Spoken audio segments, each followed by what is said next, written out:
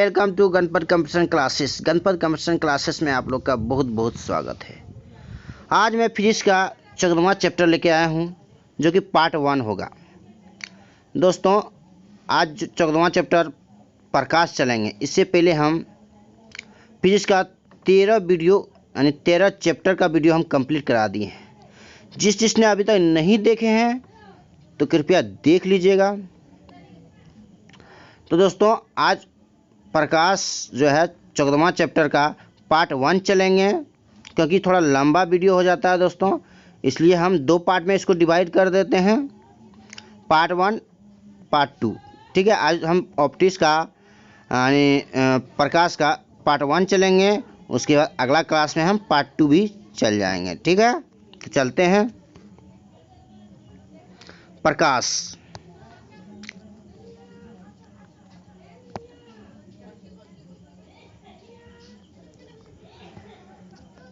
प्रकाश एक प्रकार की ऊर्जा है जो विद्युत चुंबकीय तरंगों के रूप में संचारित होती है। इसका ज्ञान हमें आंखों द्वारा प्राप्त होता है। इसका तरंग दैर्घ्य 39 डिग्री एंगस्ट्रॉम से 78 डिग्री एंगस्ट्रॉम के बीच होता है। सन 1637 में द्वारकांते ने प्रकाश के कणिका मॉडल प्रस्तुत किया तथा स्नेल के नियम को व्युत्पन्न किया। सन 1678 में डच भौतिकीविद क्रिस्टियान हाइगेंस ने प्रकाश के तरंग सिद्धांत को प्रस्तुत किया। जब टॉमस यंग ने सन 1801 में अपना व्यतिकरण संबंधी प्रसिद्ध प्रयोग किया, तब यह निश्चित रूप से प्रमाणित हो गया कि वास्तव में प्रकाश की प्रकृति तरंगवत है। सन 1850 में फूको द्वारा किए गए प्रयोग द्वारा दर्शाया गया कि जल में प्रकाश की चाल वायु में प्रकाश की चाल से कम है। इस प्रकार तरंग की मॉडल की प्रयुक्ति की पुष्टि की गई। प्रकाश तरंग निर्वात में कैसे संचारित हो सकती है, इसकी व्याख्या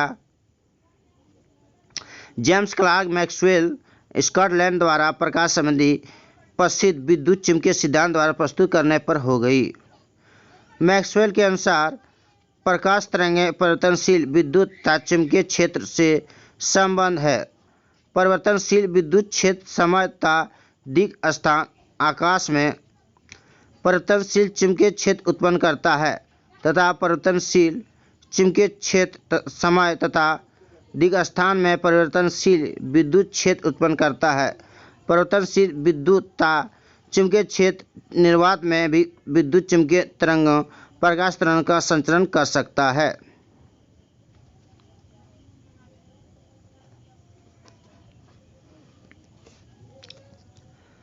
प्रकाश का विद्युत चुंबकीय तरंग सिद्धांत प्रकाश के केवल कुछ गुणों की व्याख्या कर पाता है, जैसे प्रकाश का परावर्तन, प्रकाश का अपवर्तन, प्रकाश का सीधी रेखा में गमन, प्रकाश का विवर्तन, प्रकाश का व्यतिकरण और प्रकाश का ध्रुवण। प्रकाश का चुंबकीय तरंग अनुप्रस्थ होती है, अतः प्रकाश भी अनुप्रस्थ तरंग है। प्रकाश का ध्रुवण सिद्ध करता है कि प्रकाश तरंग अनुप्रस्थ होती है। प्रकाश के कुछ गुण ऐसे हैं जिसकी व्याख्या तरंग सिद्धांत नहीं कर पाता, जैसे प्रकाश विद्युत प्रवाह का क्रॉम्पटन सिद्धांत।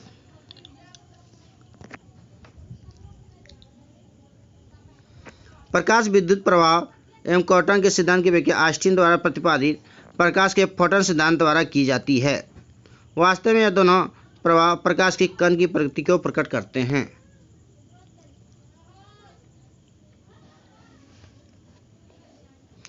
प्रकाश का फोटॉन सिद्धांत, इसके अनुसार प्रकाश छोटे ऊर्जा के छोटे छोटे बंडल या पैकेटों के रूप में चलता है, जिसे फोटॉन कहते हैं। आज प्रकाश की कुछ घटनाओं में तरंग और कुछ में कण माना जाता है। इसी को प्रकाश की दोहरी प्रकृति कहते हैं। प्रकाश के वेग की गणना सबसे पहले रोमन ने की थी। वायु और निर्वात में प्रकाश की चाल सबसे अधिक 3×10⁸ मीटर प्रति सेकंड होती है। प्रकाश की चाल माध्यम के अपवर्तनांक म्यू पर निर्भर करता है। जिस माध्यम का अपवर्तनांक जितना अधिक होता है, उसमें प्रकाश की चाल उतनी ही कम होती है।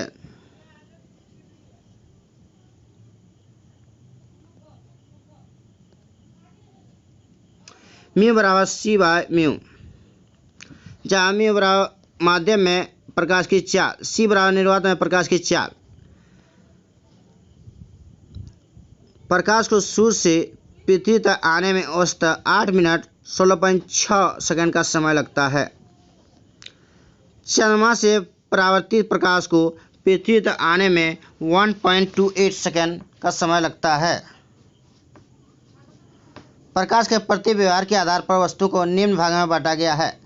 पहला हो गया प्रदीप्त वस्तुएं, वे वस्तुएं जो स्वयं के प्रकाश से प्रकाशित होती है, जैसे सूर्य, विद्युत बल्ब आदि।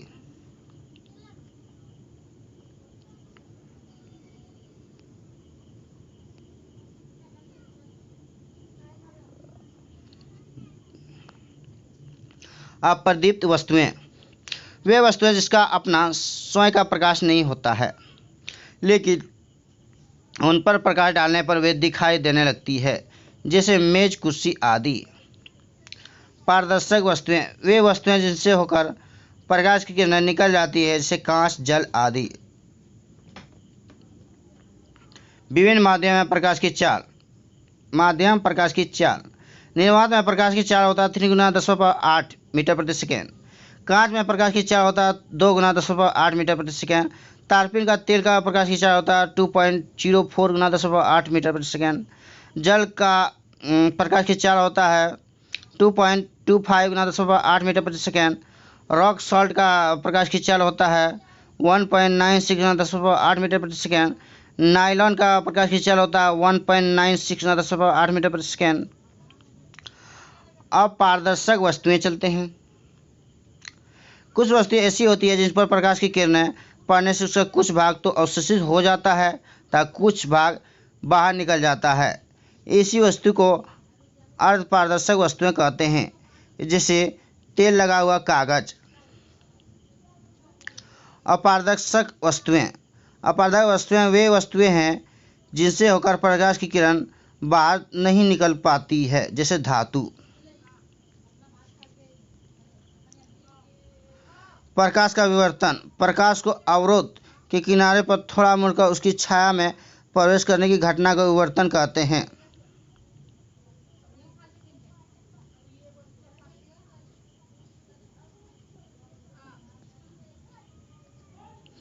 प्रकाश का परिकिरण, जब प्रकाश किसी ऐसे माध्यम से गुजरता है जिसमें धूल तथा अन्य पदार्थ के अत्यंत सूक्ष्म कण होते हैं, तो उनके द्वारा प्रकाश की सभी दिशाओं में प्रसारित हो जाता है। इस घटना को प्रकाश का परिकिरण कहा जाता है। बैंगनी रंग के प्रकाश का परिकिरण सबसे अधिक तो लाल रंग के प्रकाश का परिकिरण सबसे कम होता है। आकाश का रंग नीला प्रकाश के परिकिरण के कारण होता है। ये सब इम्पोर्टेंट है दोस्तों। प्रकाश का परिकिरण। प्रकाश का अपवर्तन, प्रकाश चिकने पृष्ठ से टकराकर वापस लौटने की घटना को प्रकाश का परावर्तन कहते हैं। परावर्तन के 2 नियम है। पहला, आपतित किरण आपतन बिंदु पर अवलंब व परावर्तित किरण एक ही तल में होते हैं। दूसरा नंबर, आपतन कोण परावर्तन कोण के बराबर होता है। समतल दर्पण, समतल दर्पण किसी वस्तु के का प्रतिबिंब पीछे से के दर्पण के पीछे उतनी दूरी पर बनता है जितनी दूरी पर वस्तु के दर्पण के सामने रखी होती है। यह प्रतिबिंब काल्पनिक वस्तु के बराबर एवं पार्श्व उल्टा होता है। यदि कोई व्यक्ति भी चाल से दर्पण की ओर चलता है तो उसे दर्पण में अपना प्रतिबिंब 2v चाल से अपनी ओर आता हुआ प्रतीत होता है। यदि आपतित किरण को नियत रखते हुए दर्पण को θ कोण से घुमा दिया जाए तो परावर्तित किरण 2θ से घूम जाती है। समतल दर्पण में वस्तु का प्रतिबिंब का पूर्ण प्रतिबिंब देखने के लिए दर्पण की लंबाई वस्तु की लंबाई की कम से कम आधी होनी चाहिए।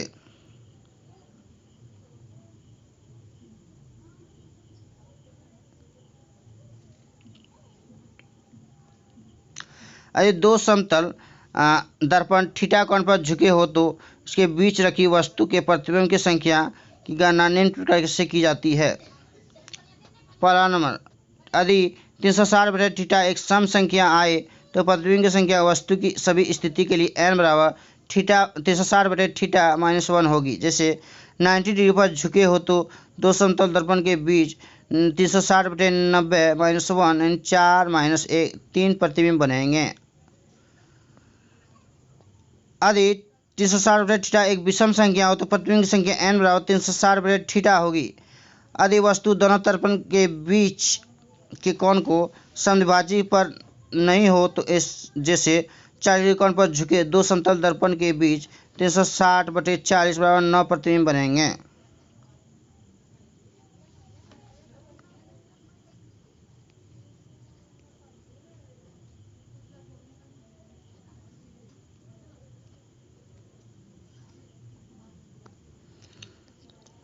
यदि 360/θ एक विषम संख्या हो तो वस्तु दोनों दर्पण के बीच के कोण के समद्विभाजक पर रखी हो तो प्रतिबिंब की संख्या n बराबर 360/θ -1 होगी। जैसे 40 डिग्री θ पर झुके दो समतल दर्पणों के बीच 20 डिग्री पर कोई वस्तु रखी हो तो प्रतिबिंब की संख्या 360/40 -1 8 होगी।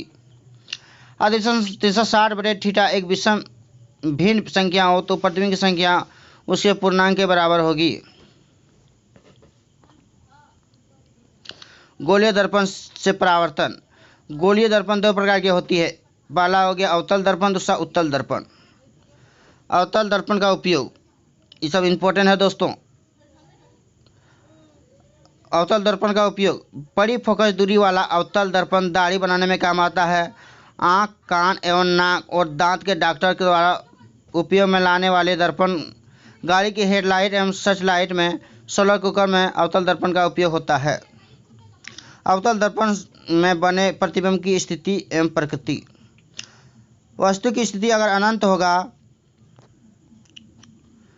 तो प्रतिबिंब की स्थिति हो जाएगा फोकस पर। वस्तु की तुलना में प्रतिबिंब का आकार हो जाएगा बहुत छोटा, बिंदु मात्र।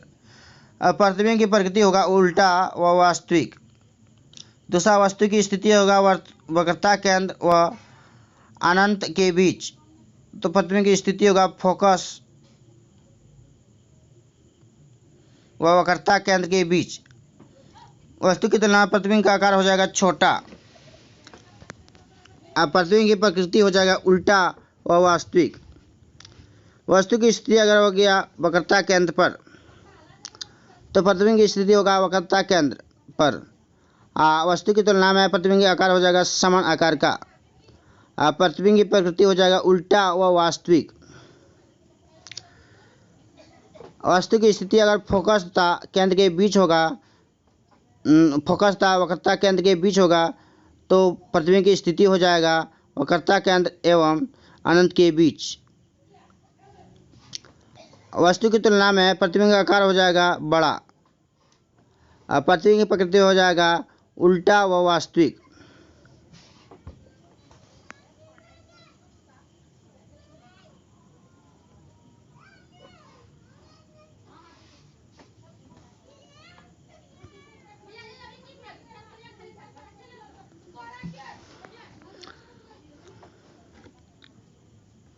अगर फोकस पर होगा तो ये अनंत पर चल जाएगा, बहुत बड़ा होगा, उल्टा वास्तविक। फोकस के बीच होगा तो ध्रुव के पीछे बनेगा, बड़ा होगा, सीधा आभासी। उत्तल दर्पण से बने प्रतिबिंब। उत्तल दर्पण में प्रत्येक दिशा में प्रतिबिंब दर्पण के पीछे उसके ध्रुव और फोकस दूरी के बीच वस्तु से छोटा, सीधा एवं आभासी बनता है। उत्तल दर्पण का उपयोग, इसका उपयोग गाड़ी में चालक की सीट के पास पीछे के दृश्य को देखने में किया जाता है। दूसरा हो जाएगा सोडियम परावर्तन लैंप में उत्तल दर्पण का उपयोग किया जाता है। प्रकाश का अपवर्तन। जब प्रकाश की किरणें एक पारदर्शक माध्यम से दूसरे पारदर्शक माध्यम में प्रवेश करती है तो दोनों माध्यम को अलग करने वाले तल को अविलंबवत आपाती होने पर बिना मुड़े सीधे निकल जाती है, परंतु तिरछे आपाती होने पर वे अपनी मूल दिशा से विचलित हो जाती है। इस घटना को प्रकाश का अपवर्तन कहते हैं। जब प्रकाश की कोई किरण विरल माध्यम से सघन माध्यम में जैसे हवा से पानी में प्रवेश करती है तो वह दोनों माध्यम के पृष्ठ पर खींचे गए अवलंब की ओर झुक जाती है, तथा जब किरण सघन माध्यम से विरल माध्यम में प्रवेश करती है तो वह अवलंब से दूर हट जाती है। लेकिन जो किरण अवलंब के समांतर प्रवेश करती है उसके पथ पर कोई परिवर्तन नहीं होता। अपवर्तन के नियम। पहला गया आपतित किरण, अवलंब तथा अपवर्तित किरण तीनों एक ही समतल में स्थित होते हैं। किन्हीं दो माध्यम के लिए आपतन कण के ज्या तथा अपवर्तन कण के ज्या का अनुपात एक नियतांक होता है।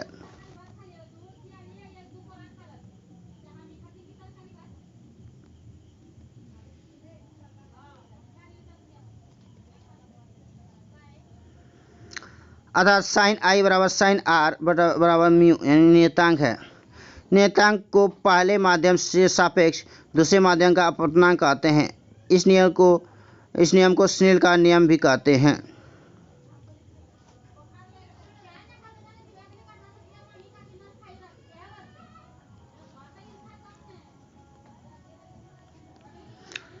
किसी माध्यम का अपवर्तनांक भिन्न भिन्न रंगों के प्रकाश के लिए भिन्न भिन्न होता है। तरंगदैर्ध्य बढ़ने के कारण अपवर्तन का मान कम हो जाता है, अर्थात लाल रंग का अपवर्तनांक से कम तथा बैंगनी रंग का अपवर्तनांक से अधिक होता है। ताप बढ़ने पर भी समानतः अपवर्तनांक घटता है, लेकिन यह परिवर्तन बहुत ही कम होता है। किसी माध्यम का निरपेक्ष अपवर्तनांक निर्वात में प्रकाश की चाल तथा उस माध्यम में प्रकाश की चाल के अनुपात के बराबर होता है, अर्थात निरपेक्ष अपवर्तनांक म्यू बराबर निर्वात में प्रकाश की चाल बटे माध्यम में प्रकाश की चाल। प्रकाश के अपवर्तन के कारण घटने वाली घटनाएं। द्रव में अंशतः डूबी हुई सीधी छड़ टेढ़ी दिखाई पड़ती है। प्रकाश के अपवर्तन के कारण इसको दोस्तों बहुत पूछता है, ये सब रिपीट क्वेश्चन होता है, इसको ध्यान से दीजिएगा थोड़ा। तारे टिमटिमाते हुए दिखाई देते हैं, वो प्रकाश के अपवर्तन के कारण होता है। सूर्योदय के पहले एवं सूर्यास्त के बाद भी सूर्य दिखाई देते हैं, प्रकाश के अपवर्तन के कारण होता है। पानी से भरे किसी बर्तन की तली में पड़ा हुआ सिक्का ऊपर उठा हुआ दिखाई पड़ता है, प्रकाश के अपवर्तन के कारण। जल के अंदर पड़ी हुई मछली वास्तविक गहराई से कुछ ऊपर उठी हुई दिखाई पड़ती है, प्रकाश के अपवर्तन के कारण। प्रकाश का पूर्ण आंतरिक परावर्तन की बात करते हैं। पहला क्रांतिक कोण। क्रांतिक कोण सघन माध्यम में बना वह आपतन कोण होता है जिसके लिए विरल माध्यम में अपवर्तन कोण का मान 90 डिग्री होता है।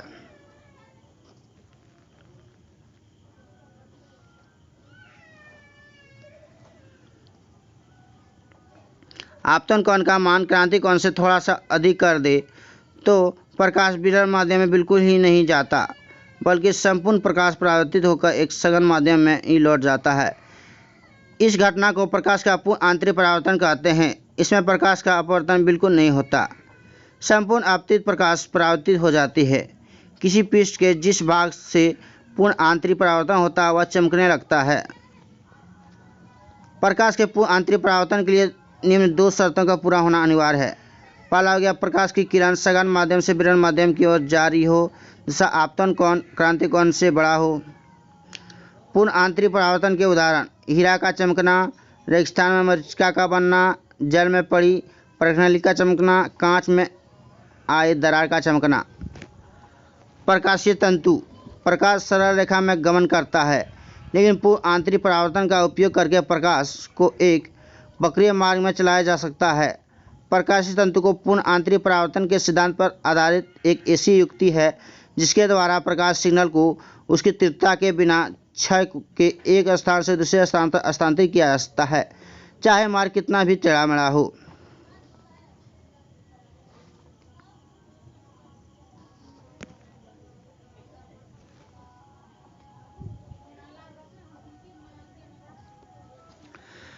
प्रकाशीय तंतु का उपयोग देख लेते हैं।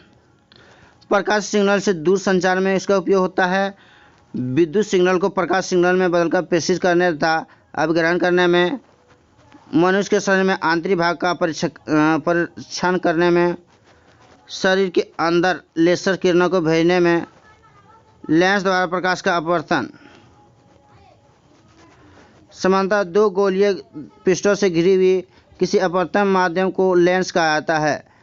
प्राय लेंस दो प्रकार के होते हैं, उत्तल लेंस, अवतल लेंस। तो दोस्तों आज प्रकाश का पहला पार्ट हम कंप्लीट करा दिए हैं। अगला पार्ट जो है अगला दिन में हम कंप्लीट करा देंगे। तब तक के लिए धन्यवाद।